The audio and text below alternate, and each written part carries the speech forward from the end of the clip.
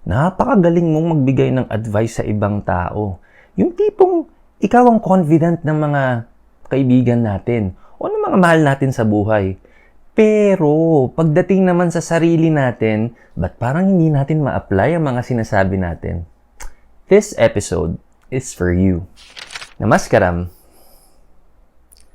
Namaskaram, namaste, or namaskar is a Hindu greeting that says, the light in me sees and acknowledges the light in you, or the God in me sees and acknowledges the God in you. My name is Marky Mendoza. Welcome again to Reiki with Marky and yet another meaningful episode here in our YouTube channel. Now, ang topic natin, alam mo yon, minsan napaka-ganda mo magbigay ng advice.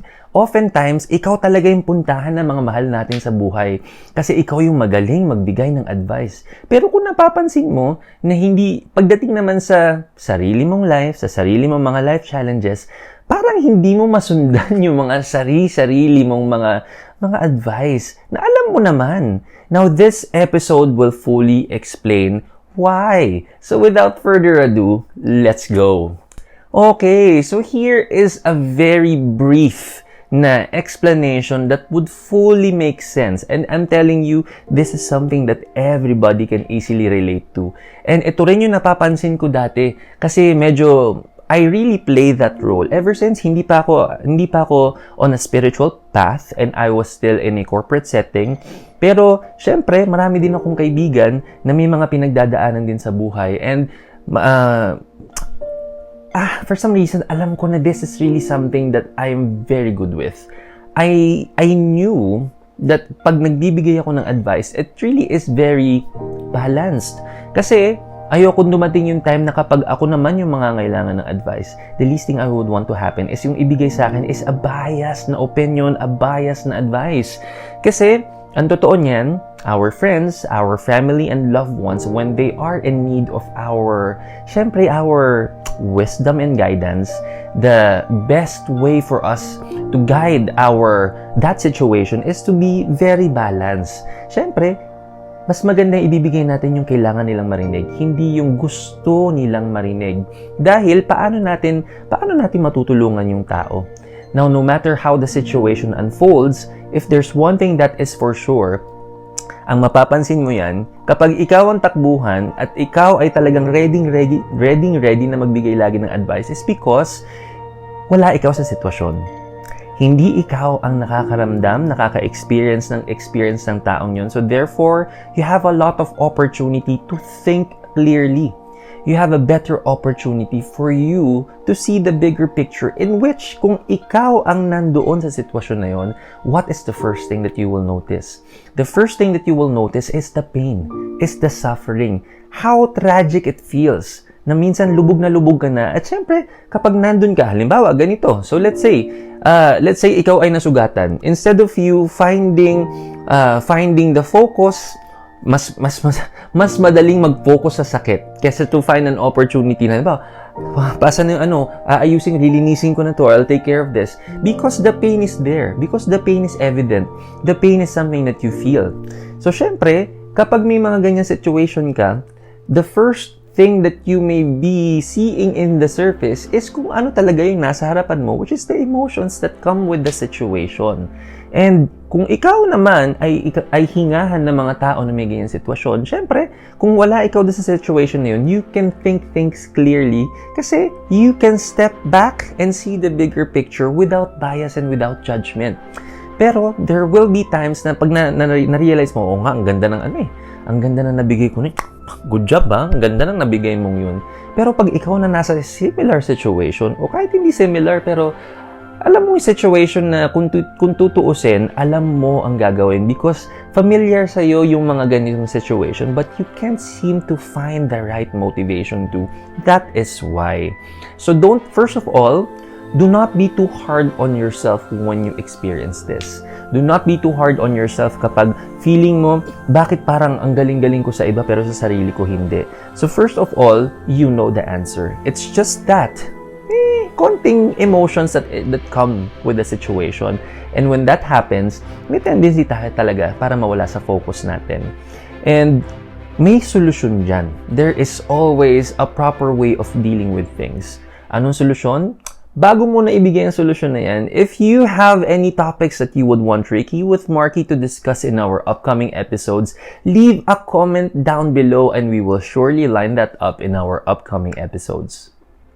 Ngayon naman, if we're gonna be talking about how we're going to use this opportunity as a reminder, the first important thing that we need to do is, number one, we have to accept that we are in a situation. We have to accept that we are currently experiencing a situation that may entail you may start feeling the situation. You can be in shock, you can be in anger, you can be in pain. No matter what the situation, in the appropriate emotions that come with the situation, yun ang unang-una mong mararamdaman. And the first thing to do is to accept that. Once we fully accepted that, yes, I have in a situation, I have this thing in my life right now, what you need to do and ask yourself next is that, of course, you have to be honest with yourself first. Kaya ko na ba to deal with this? Because let's face it, there are times that you would want to address it, pero the strength to face it may not be that strong yet. Okay? So you have to be honest with yourself. So, once you are able to ask this question, kaya ko na bang, do I have the strength to deal with this? Do I have the right motivation and strength and courage for me to finally start dealing with it? And then if the answer is no, and then honor that and take a pause and take that well-deserved rest. And of course, kapag feeling mong kaya mo na, and then go focus on what we need to do, which is our next step. Once na you finally said yes, that I'm ready to address it, what I would want you to feel is that to not really lie to yourself as well. Kung meron pang kasamang emotions that come with it, and then feel it. But remember, you are feeling it, but you are also taking the time to focus. How? Take a step back to see the bigger picture. If it's a situation that involves two sides of the story, then know two sides of the story. If it takes for you to take a step back on your own actions, to look back kung ano ba mga nagawa ko during that time, baka meron akong opportunity na on my end, I can learn, I can change, I can improve. Those are the honest things that you need to go through to your own self when you're going to go through this. Now, tandaan mo na ang sagot ay nasa iyo. Tandaan mo na this is really something that you know. Why? Bukod sa ikaw ay nagbibigay ng mga advice sa mga mahal mo sa buhay, you have to understand that you really have the capacity to really see through the situation. You just have to give it a chance. Now, for my last recommendation, meron tayong isang training na hindi naman natin kailangan abangan pa, na meron tayong isang life experience that will shake us, tapos it will let us be caught off guard. Meditation again. Why? In meditation, this is a practice that really allows you to, no matter what the situation it is externally, you have a training to be still, be quiet, and to really honor silence and stillness for a period of time. And in this way, you are really giving yourself that quick break. You're also training yourself to be ready, to listen, to take a step back, which really happens intentionally when we go through meditation. So kung hindi pa tayo masyadong familiar sa meditation, and if this is the first time that you've been watching this, you may also look back. Meron kami mga 2 episodes that talk about meditation. I even have an actual video to see how I do my meditation on my own. You can also look back at that.